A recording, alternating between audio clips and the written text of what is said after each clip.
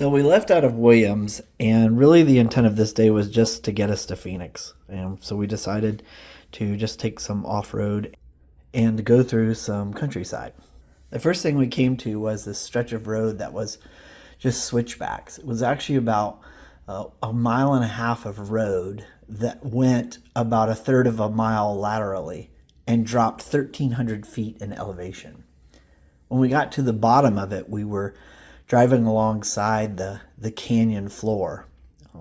Really, the pictures don't do it justice. And we got to this point where we just turned this corner and there was just this bunch of red rock, and it was breathtaking. Yeah, breathtaking.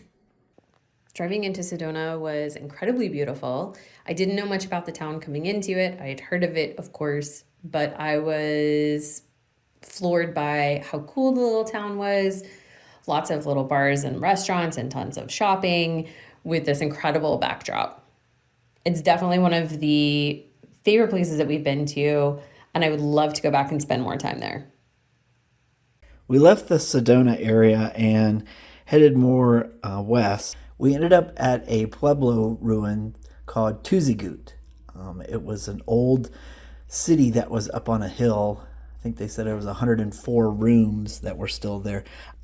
I don't understand these people. I guess this is why they ended up dying off. Like, you go to these rooms and there's no doors. Going south off on another side road, we got to the world's largest Cocopelli, which is the Puebloan people's symbol for the bringer of rain. We drove through the back roads and came down through the mountain, which was way better than being on the main roads.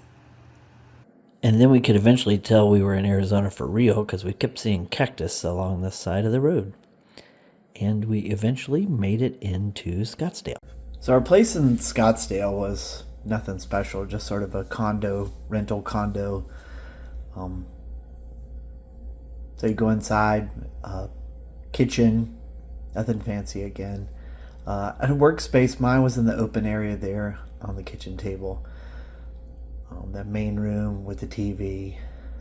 This was our bedroom that we were in. We were only there for a week. Master closet and a bathroom. Back into the great room there. Then you move into the other bedroom. That was a place where it had a desk for Leah's office set up. Was there. Oh no, it was a nice space, but again, we weren't there too long. Scottsdale was really an interim place for us to sort of be for a work week in between cities. Went to a couple of baseball games. Kim came and visited us. We went through the old town, did a little bit of bar hopping, caught several different day games. Kim and Leah were making fun of me for walking fast. Turns out I was walking normal speed, and people with short legs were walking very slowly. Short people got no reason. Short people got no reason. Short people got no reason.